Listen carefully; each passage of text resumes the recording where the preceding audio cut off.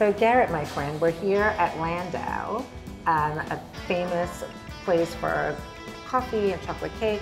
Why is this place so special to you? Well, my wife is a chocolate cake connoisseur. Nicole? Yeah.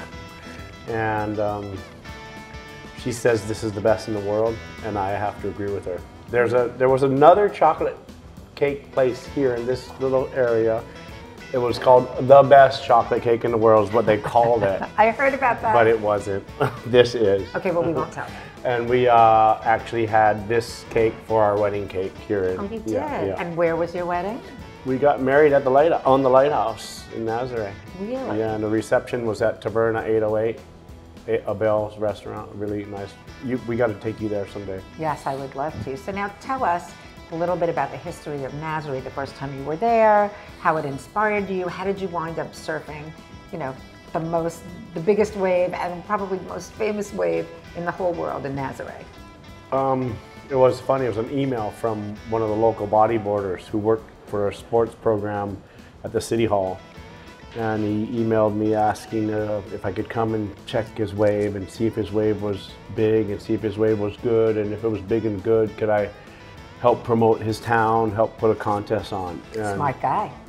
Yeah, that guy needs so he needs like a statue, or I don't know, he needs to be acknowledged much more than he has been. He is the reason we can, well, actually, to be honest, he and I emailed for 5 years and not much was happening. Right, until. And then my wife, well, when we first got together, she's like, I'm gonna get you organized, and she's going through all my emails. And at that time, we lived out of a suitcase. We had no home. Citizen of the world. Full on. It was the best time ever. And she's like, what's this? I don't know, some Portuguese guy wants me to come see if his wave's any good. And she's like, should we go? I'm like, yeah, let's go. And 1 month after she saw the email, we were in Nazareth. Oh, amazing. And when you got there and you saw it for the first time, did you know in your heart, in your head, did you know that it would play such an important role in your life?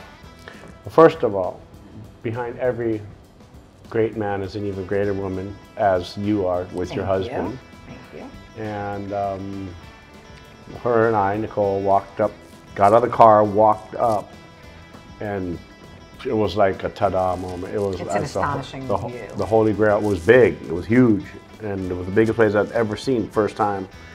And it was like we stumbled across the Holy Grail of big waves, and we knew it right away. We knew we found something special. Right, and then how long were you there? Like, what was the trajectory until you actually rode that big wave? We did a lot of investigating, exploring. The first year was the exploration, figuring out what was possible, how we could actually do it, who we could do it with, where the safe zones are, what kind of equipment we need. And we went out pretty quick. A perfect day came, and we went and towed and got some really fun waves and figured out that it was possible. Because up until that day, it was deemed impossible because it's a closeout, beach break. So you could maybe catch a wave, but there was no way to go get another one because the jet ski couldn't get back out. So you'd have to leave the guy, you'd have to swim to the beach. Amazing. So your relationship with Portugal obviously began sort of with Nazareth, but tell me, because I know you have such a special place in your heart for this country, you're not only surfing here, but you and Nicole and your foundation are doing, you know, important work here around the oceans and climate and, you know, making the world a better place. So what is it about Portugal that makes it so special to you? I mean, there's so many good qualities, the people, the food, the weather. It's never too cold. I think one of the most amazing things about Portugal is you always feel safe. Mm-hmm. There's no terrorism and there's not much crime, and you feel safe wherever you go. At 12 o'clock at night on a dark street, you feel safe. And welcomed. And welcome, yeah. The people are just amazing, the food's amazing. The wine's pretty darn good as well. One of the things that Portugal has in common, in fact, very much with California, is this really, culture of agriculture and a wine, which is a lot that we share. So, Americans are coming to Portugal now in droves. So what is it, especially now, this is sort of the moment, what do you think resonates, having come from America to Portugal, and now almost considering this your second home, what resonates most with Americans about Portugal? Well, it is really the California of Europe, and nobody really knew. Right. And now everybody's just coming, and then they go back and tell their friends how amazing it was. Well, it's just a snowball effect of one person comes, goes home, tells 10, then 10 come, you know, and it's just like, it's just beginning. It's good, and it's challenging for the locals in the towns. They want the people, but then the price of the real estate goes up, so it's a double-edged sword. Sure, always a balance. But I think that you also must feel like you played an important role in that, in this bilateral relationship of Americans rediscovering Portugal. It's definitely a symbiotic relationship. I've never expected my country to love me and receive me the way I'm loved and received here. And it's mutual. I love Portugal, I love the people, I love everything about this country. And it's just such a special, beautiful, symbiotic relationship. So you are proudly the only non-Portuguese person to receive the Vasco da Gama Medal from the Portuguese Navy for your contributions to Portugal. What did that feel like? It was one of the most special moments I've ever experienced. It was just such an honor. I was so proud and grateful, and really never expected anything like that. I mean, we did see the future for what Nazare had, but it still far exceeded our expectations. Luckily, when we came here, we had no expectations, so everything was a bonus. No expectations is always good. Always good. Everything over delivers. Yeah, right. But man, the Portuguese Navy giving me a Medal of Honor. Well, they helped you, right, with some of the work of understanding the nature of the wave, didn't they? It was amazing. Right away, we got invited into the Portuguese Navy main office where all the sea chart, the ocean floor charts are, and they brought them all out and shared all of their knowledge with us. We even went out and put buoys out into the ocean with them that could measure how big the waves are, how frequent, when they're going to hit the coast. So there's two buoys. The science of surfing? There's a lot of science behind it, believe it or not. There is science behind it. Right, and we can actually pinpoint how big and when the biggest wave of the day will hit. Oh, amazing. So part of that science, I know, is your and Nicole's devotion to leaving this world, the oceans and the earth, a better place than it was when you came here. So tell us a little bit about your foundation and the passion that you have for that work. The foundation started with the orphans, the foster children above Nazare. They have the best view in Nazare of the waves. There's an orphanage there. Yeah. And you know, I had a kind of a challenging childhood, had some crazy, not very conventional moments, and so I really feel for them, and I feel like I can connect with them.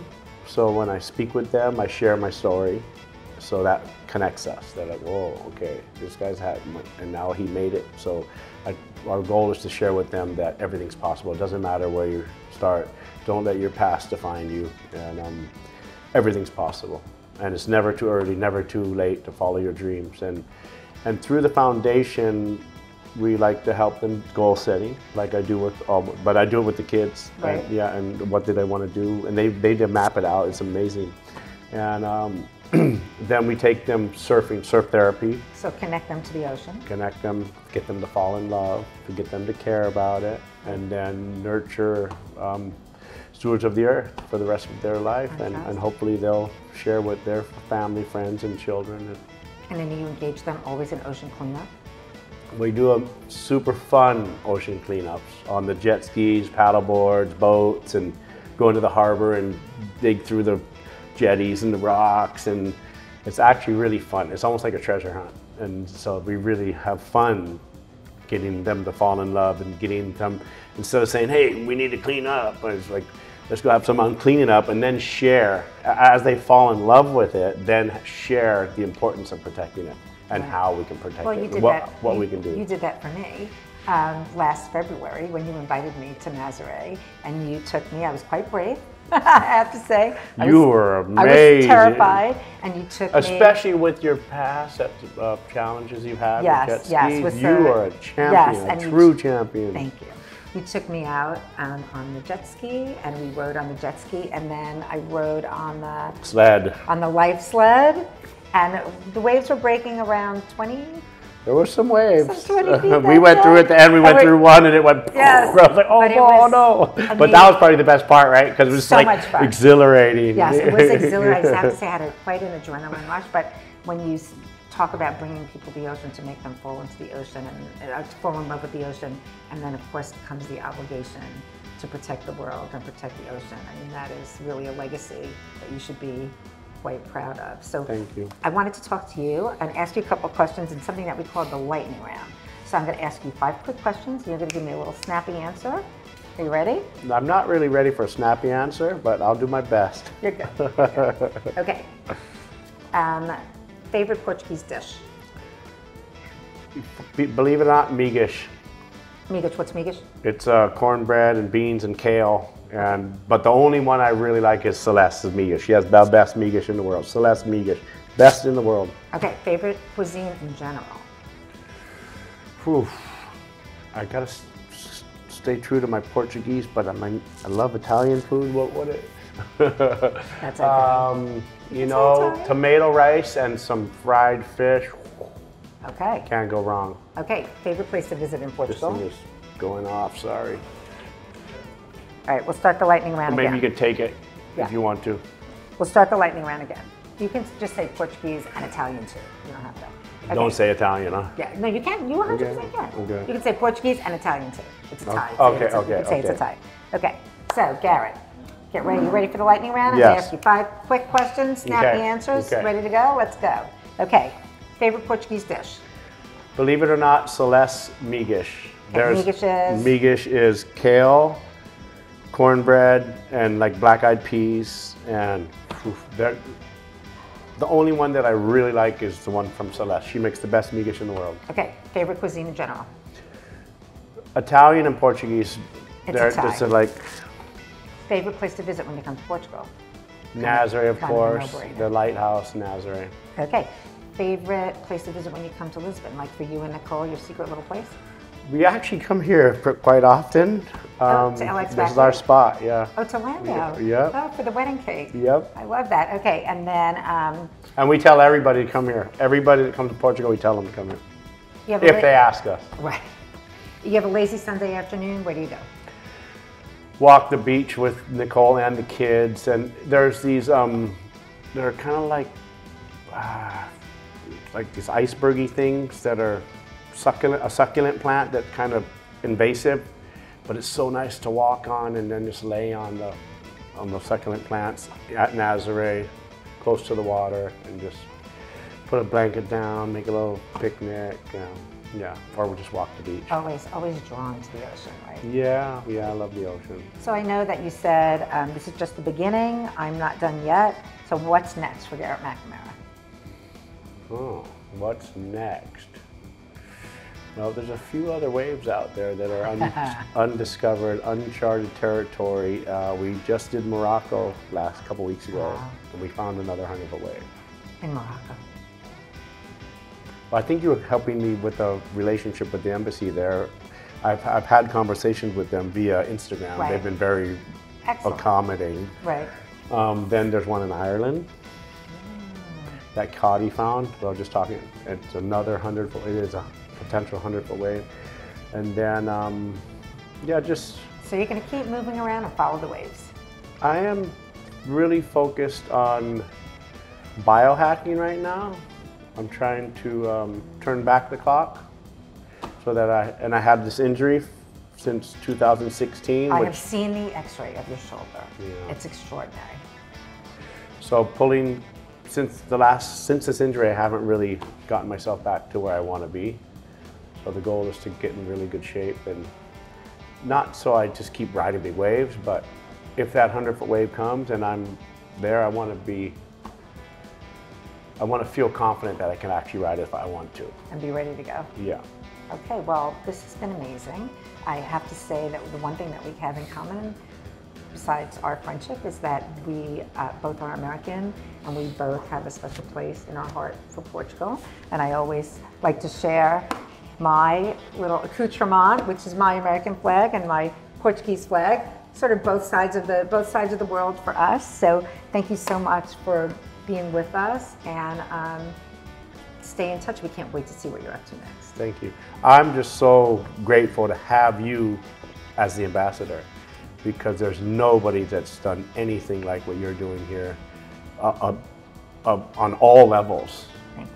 The way that you bring people together and just share the country, and I, every time I'm with you, I'm in awe and just so grateful for our friendship. People like you make me feel inspired. So thank you. Bon appetit, my friend. Yeah, thank you so much.